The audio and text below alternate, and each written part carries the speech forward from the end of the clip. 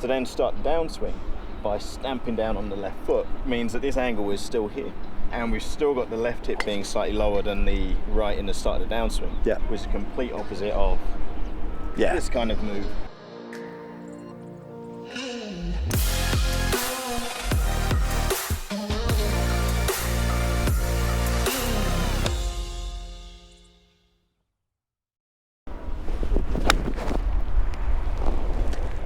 That one felt better. All right, mate, so let's talk about hip position at the top of the golf swing, specifically the angle of the pelvis, right? And we see my contact there. That was ball first, ground second, divot, felt great off the face. And a lot of that is based around the importance of making a relatively centered pivot, so we're not shifting and moving too far off the golf ball. And a part of that is how our lower body works, right? And if we're looking at the pelvis, we would say the pelvis is an oval shape, which then turns in a circle, but also seeing as the ball is on the ground, we have an amount of front bend, right? Yep. So what I want you to do is I'm actually going to face in this direction, and you're actually going to point out the difference as I make a backswing. I'll put the golf club across my shoulders here just so I don't clobber you from here. And then what I'm going to do is I'm going to make a backswing, just kind of demonstrating what I just did then with that shot. And I want you to kind of point out from the down the line view there of where the hips are in space. Okay, so if we go back to the start real quick. So there's the center line of the hip. Okay. Now, if we take that and then make your backswing now, you'll see that the hip has actually moved from this view, what will look like it's gone towards the target.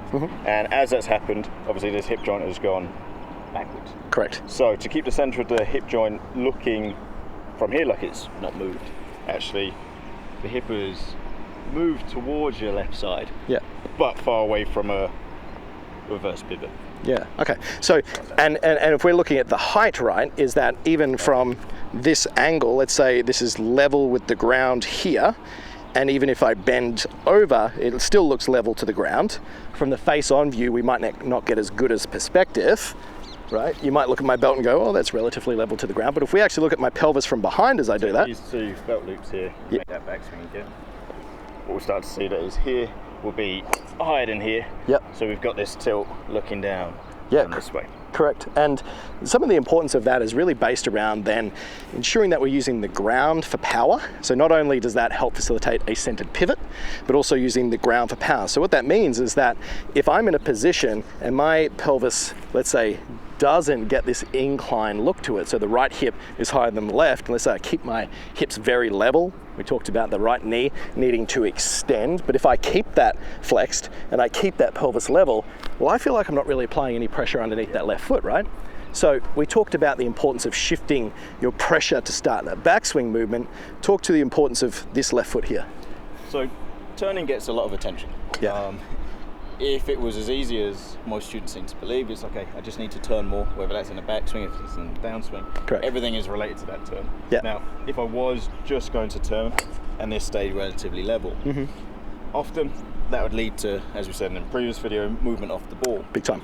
But first video we talked about how to start the swing. Yeah. Get a lot of questions about how to start the downswing. Oh yeah, all the time. Now, if I'm in this position here with level hips and I've just got turn, now if all I can do on my downswing is then adding more turn, I'm a good meter above the ball. Correct. So a lot of this tilt work that we're doing in the backswing is to facilitate, okay, now what do I want to do in the start of the downswing? Yeah. So similar to actually the first one in the first video, if you were at this point here and you let the right heel go down, left heel come up, to now have that tilt that we described in the backswing. Yeah, great. To then start the downswing by stamping down on the left foot. Yeah. Means that this angle is still here. And we've still got the left hip being slightly lower than the right in the start of the downswing. Yeah. Which is the complete opposite of this kind of move, where people are trying to move the path over to the right, but by doing that, they've Correct. got all kinds of access to. Yeah. Contact's going to be way behind. How's your back? See you later. Straight into the mosque. So doing this, okay, there's the center of the hip. There's the extension where the hip feels like it's gone this way, but the ellipse of the hip has moved backwards. Then as I start the downswing by pushing this way, now I've got the pressure quickly down into this side, which then means later on I can start to push off it. If I haven't got that at all, and then we hear, okay, now you need to use the lower body in your downswing. Yeah, absolutely. We get stuck. We would say that the golf swing motion, right, it is made complex just by the nature of the game, seeing as the ball is on the ground and we play golf with equipment which is designed on an incline. Now, if we were playing t-ball or baseball and it was out in front of us, it'd be pretty straightforward, right? And let's say we're instructed to hit this ball dead straight, everything would turn in a relatively level fashion back and through, if we were instructed to hit it dead flat. Now, in golf, if we take that circular motion, we tilt down from the hips, we make that exact same swing, we can see it's actually on an inclined plane, and then I bend down. By nature of this movement, what's going to happen is my lead knee is going to flex a little bit more, right? And we can see as my pelvis shifts down into this position, well then all of a sudden, my lead hip gets lower than my back hip as I stay centered over the ball, which then encourages this nice shift of pressure. So what you gave us there in regards to that feeling of once I'm back into this top of swing position, even though there is no definitive start the downswing moment, there is still a blend of this dynamic transition, is that exactly what you said of that stamping motion. As that left foot, that left heel plants, we can see, it almost feels like I'm coasting downhill, and that feels like a lot of force and pressure underneath the lead knee. And then as soon as that ground pushes back, because it's a lot stronger than me, then that lead hip goes up and around, explosive energy into the golf ball at the moment of impact. And where this is best is it's a movement as opposed to a combination of position. Love it, love it. People always like to say, okay, what would you do if you're going to skim a stone? What would you do if the tennis ball is coming? But then confuse it with 100 different thoughts that I've read in this week's magazine. Oh, I need to do this. And really, like you say with T-ball is, I've never had a T-ball lesson. I don't call it T-ball. Yeah. But if the ball is here, Aussie slang, I don't need to think too much. Correct. Turn. Yeah. The tennis ball comes, if I'm thinking of all this stuff, it's gone. Yeah. It's there. Yeah. Now, we just know that it's on an inclined plane. We can make those adjustments. It simplifies it a lot. Correct. Not having to think of all these things. Yeah. But we've made the adjustment from here down to here. Yeah.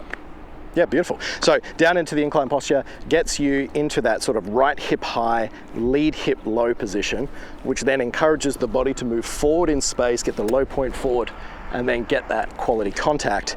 Now, I'm going to go and do that drill as a bit of a rehearsal for us. So we've talked about the right foot stamping in a previous video. Now, as I do that, and you can practice this at home, guys, is let the left heel come up.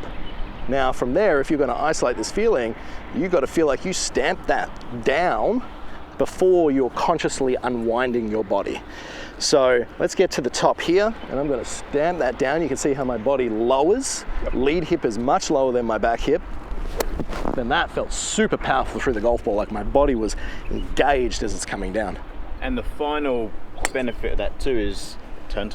Everyone wants to be into a more rotated position as they get into the ball. Mm-hmm. But as we start to push down this way, the ground starts to push up, and we start to get the weight now as we push up go towards the heel. Correct. As I go towards the heel, the left hip obviously goes backwards. There's the ellipse that we talked of earlier, starts to move backwards. We've got a lot of turn. Mm-hmm. If I'm here just without tilt and now trying to turn, it's tough work. Yeah. We're in pain. Exactly. Too much travel for that to happen. All right, so let's get that feeling again. I'm going to just do a little rehearsal here. Swing to the top. I'm going to pause. I'm going to slam that down. I can feel that the club lowers down in front of me. It unloads. I feel like the arms are coming down in front. Let's hit one down there and see how it feels.